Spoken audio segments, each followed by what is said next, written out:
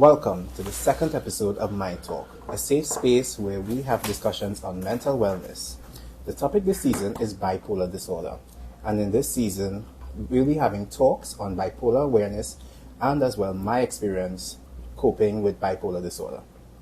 So, as promised in my first episode, I mentioned that I won't be a narcissist and only talk about myself. However, I'll also be speaking with professionals within the field of mental health, so you and I can both learn more about bipolar disorder. So, without further ado, I would like to introduce my first featured guest on MindTalk, Mr. Hanif E.A Benjamin. Mr. Hanif E.A Benjamin is a clinical therapist and a traumatologist and forensic traumatologist who's certified in child trauma. He's the founder, president, and chief executive officer of the Center for Human Development Limited, a dynamic trauma-informed psychological and counseling company in Trinidad and Tobago and also the region. Welcome, Mr. Benjamin. Thank you for giving us the time today to speak on behalf of Thank you for having me, Chris. It's always a pleasure to lend my knowledge wherever I can. Okay, great. So we can just jump straight into it, right? Sure. So the first question, I would like you to tell us from your professional point of view, what is bipolar disorder? So, bipolar is quite a difficult diagnosis. It's a lifelong diagnosis, one that is, dealing with brain disorder. As you know, mental health, mental illness is a disease of the mind, and so bipolar definitely is coming from there. And the main characteristics of bipolar is a change in mood and energy, the ability to function in the daily life. Yeah. When I say daily life, what I mean is, to get up, to get out of bed, Yeah. to go to work, to go to school, to function, to study, to concentrate. It comes with depressive mood, it comes with hyper mood, all sorts of things. So in a nutshell, when you talk about bipolar, you really want to zone in on the fact that it is a disease of the mind, as well as it's one that really tackles the mood of the person in the main, and it brings about intense emotional state, right? And I'm talking about state that can last for hours up to days, right? Where people are not in their right mind. And we call those things mood episodes, right? We call those mood episodes. And so in the mood, you're looking at whether it is manic or hypomanic, right?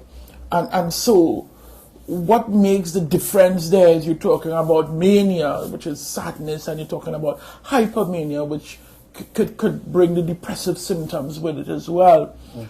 So you find somebody who's living with bipolar would be in this state for a long time, whether it is persistent crying over and over for days, and you really can't tell why they're crying, kind of scenario. Yeah? Okay. So, you spoke about mood as the focal point of bipolar. Is there any other symptoms that comes with it? Yeah, we have a lot of symptoms, but just name a few. But before we go there, it is important for the listeners to understand that bipolar comes in two forms. You have bipolar 1 and bipolar 2, right? And so the symptoms is pegged or tied to which one you're living with. So if you're living with bipolar 1 or bipolar 2, your symptoms may vary, although they're overlapped in most times. And so when you talk about bipolar 1, you're talking about having at least one manic episode, which again is preceded or followed by hypomania or major depressive symptoms. So it's like you're on a high and then you get really low, and that low stays there for a long time. And when you talk about bipolar 2, you have at least one major depressive episode and at least one hypermanic episode, but you have never had a manic episode. So that's the stark difference between the two. And so when you're talking about some of the symptoms you're talking about, the physiological symptoms, probably upbeat, jumpy, weird, your body feeling weird, a lot of energy, right? That is when you have the mania, a lot of energy, agitation. It's like everything gets you riled up, everything kind of pushes you to a different level, exaggerated sense of well-being and self-confidence. So you're going to do things that you ordinarily would not do. For example, if you say you want to talk to someone and you never had the courage to do so, under mania, you may feel as if you are untouchable. Okay. You know, there is the saying, the drunk man's courage. So bipolar is like a natural, when you're on a manic episode, it's like a drunk man courage where you just feel as if you could do. You would run into the road, you will dive off buildings, because you feel as if you're invincible. But very interesting with this is the racing thoughts. And that is where the mind is unable to shut itself off. It's going constantly.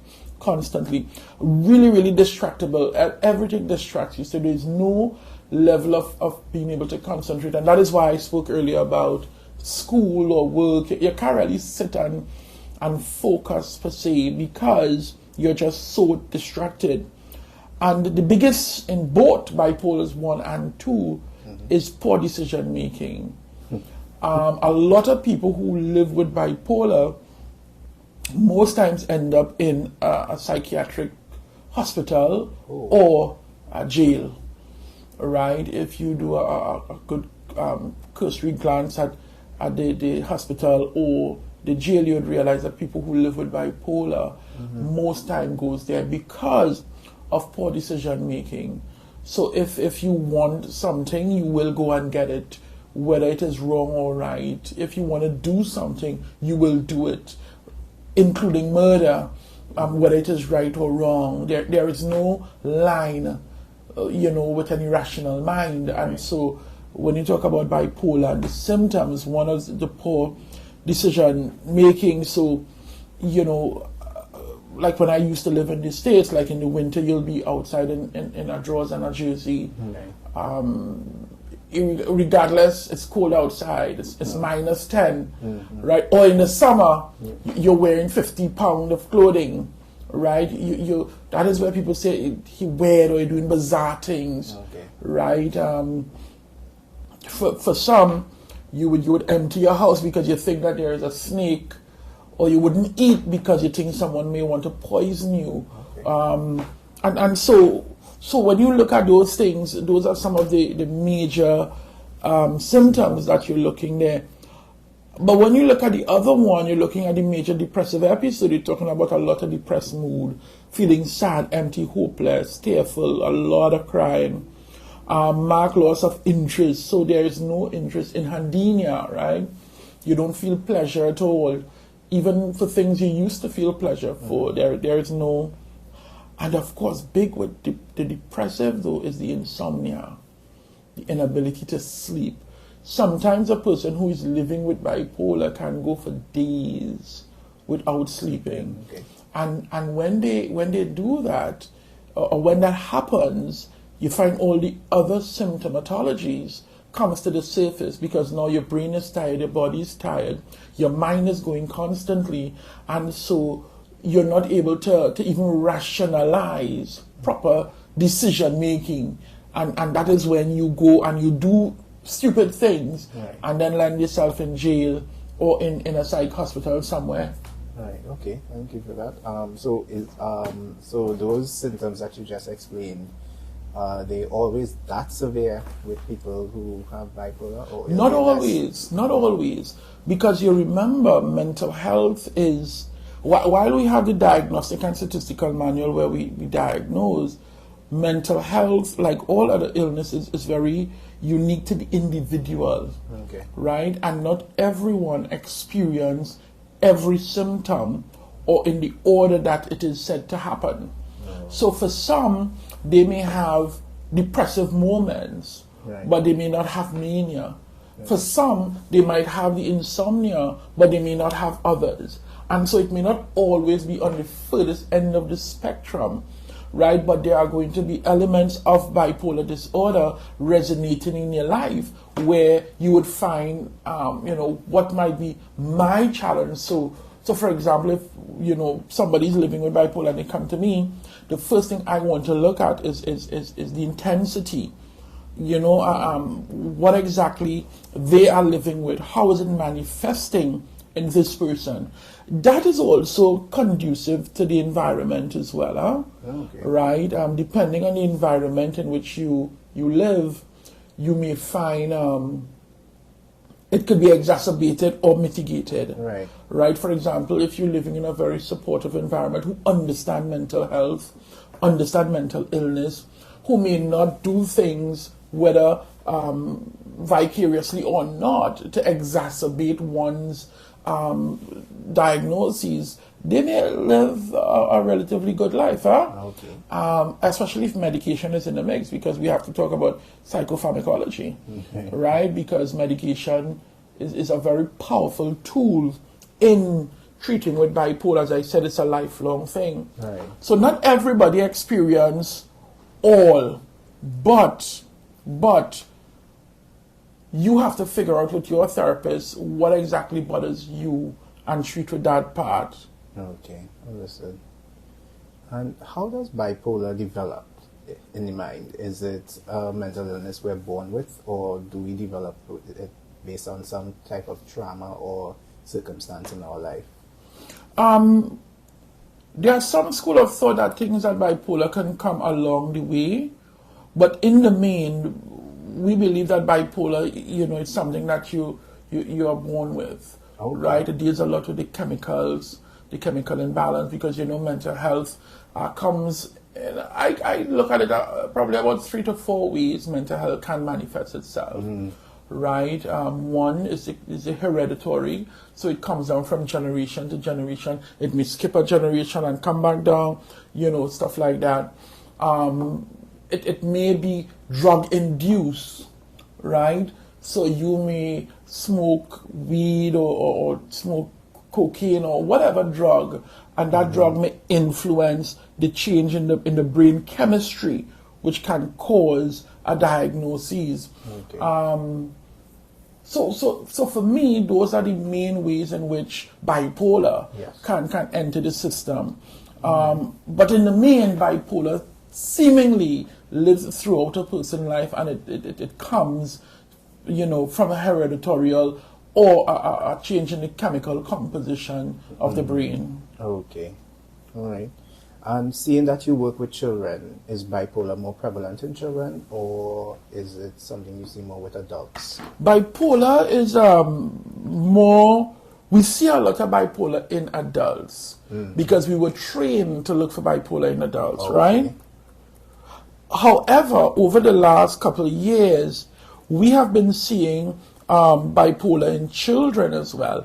It's a new diagnosis. It hasn't made its way fully into the diagnostic and statistical manual, because a lot of the symptoms that you see with bipolar in children also resemble that of adolescent years.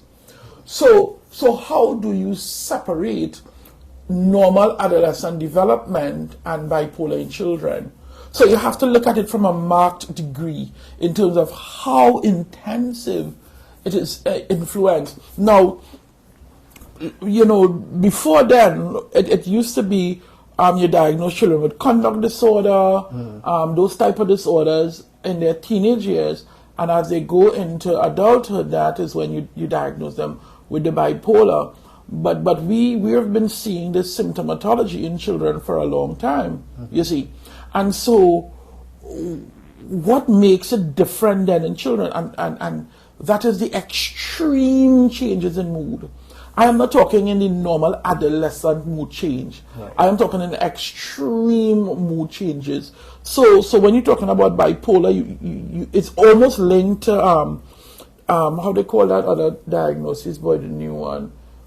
disruptive, the disruptive. I'll get it before the end of the conversation. Okay. But the bipolar in children is linked specifically to that other diagnosis, intermittent explosive disorder.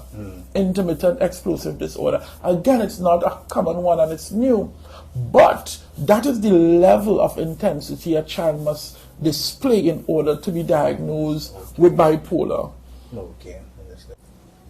All right. Well, Mr. Hanif Benjamin, I know you have a lot of, you're really busy, and I'll take away a little bit of your time. However, I would like to continue this on another day. So we will wrap up here for now, and we will continue in another segment. Right? Definitely. I look forward to having a conversation with you. Just let me know date and time. We'll arrange. Yes. Okay, we can do that. All right. So thank you guys for listening to MindTalk. Also, remember to follow and subscribe and like on this podcast, and follow the Instagram mindtalk.tt for teasers on upcoming episodes and content on bipolar. Okay, so until next time, stay safe and stay happy.